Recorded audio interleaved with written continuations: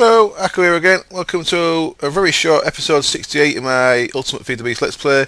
This is just a little wrap-up one. We're getting close to 1.5. No confirmation of when we're going to get a beta pack, but I think this well's done. I've done a couple of extra episodes just to mess around with the Thaumcraft Tower to wait to see if we get any time frame information forthcoming, but no information out as yet as far as I know. A couple of more mods have got to the completed stage, so I think Railcraft is now 1.5 ready. Some interesting stuff with Railcraft. There's steel, these tanks, iron tanks. I think they're all 16 buckets per block. Well, there's a steel version coming out, all 32 buckets per block. Now that sounds quite cool.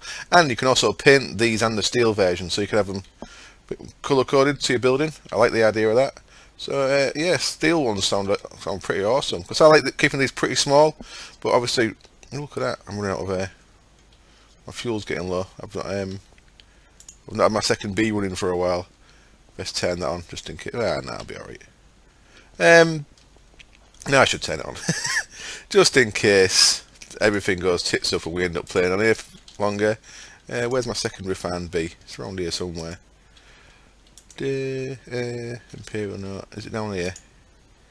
There you are. Let's just turn this back on. Oh, I don't want to turn that second B off, was isolate that there. So yeah, I like keeping these quite small. I kind of like these better than the Zycraft ones, because I know a lot of people like an enormous tank, and I've done that myself before, but I like to keep things kind of tight. I like to keep a little tank but with more stuff in, so I use these over Zycraft ones, because at this size, because a Zycraft tank only calculates the actual blocks that I've got space. So if you look at this, the only blocks in here that I've got are actual empty blocks, so the 3 in the middle. So this would just be if this was a Zycraft tank, it'd only hold 48 buckets worth, whereas the Railcraft tank holds every block adds its capacity. So a small tank like this, 720 buckets as opposed to 48, whereas this block in the steel version then would be 1440 buckets, which is pretty awesome for the size of that tank. So I think I'll be looking towards making some of them steel tanks at some point. I don't know if massive amounts of liquid lag the server. You'd think it, because a lot of the time if you see the weld not loading, you see liquids render first. You see it quite often if you've got big tanks. You'll see a big blob of liquid. I know a lot of people like to have big liquid end of pail and stuff, whereas, you know me, I like to do it just in time. I like to create stuff just as I need it. So I don't know. Saying that though, I think planning to, instead of turning cells back into I extract a lot of my cells, don't I? And other ones that I don't plan on using, like chlorite and stuff. I'm thinking of actually starting to collect all these into tanks. Use a liquid transposer to keep liquid stocks of hydrogen and all stuff like that, just in case I want to build one of these monstrosities. Anyway, all I wanted to say in this episode was thank you for watching the series. Have a little run around while we check things out. I never tidied this place up. My FPS issues kind of went away, didn't they? Never knew if the amount of Zycraft bricks I'd use in the build was adding to the FPS issues, because these are all slightly animated. I think that Enderman's been here.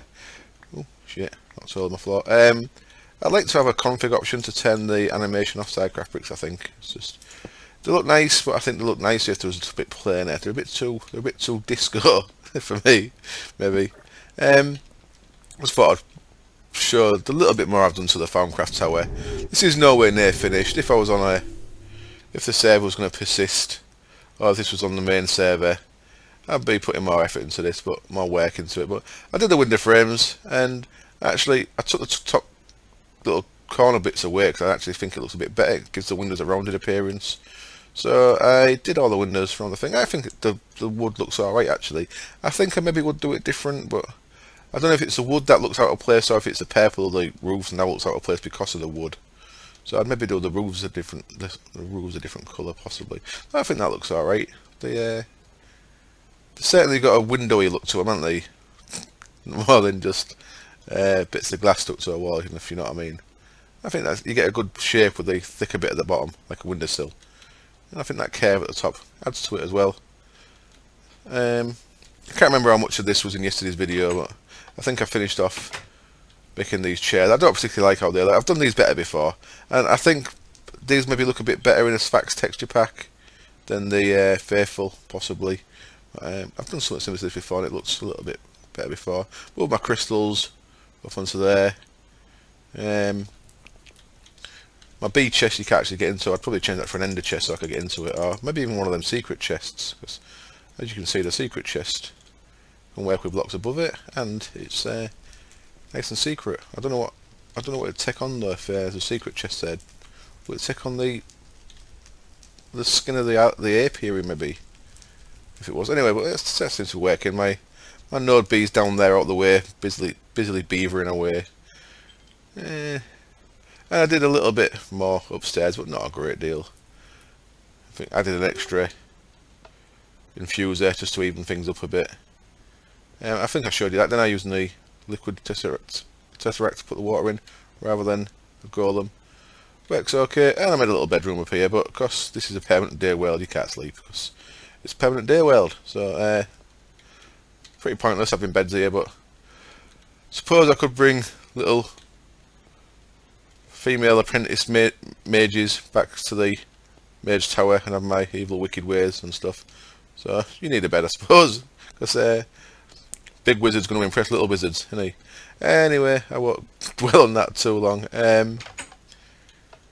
So yeah, I thought I'd show you the tower one more time and actually wrap up the series. So I'm not going to make any more of this series. I'm going to keep doing my beginner's guide, and that'll be getting updated to 1.5 when this does, when I go back to the main server, and just downloading the Neverwinter online beta. I'm going to have a little play around with that, and I might record a bit of that.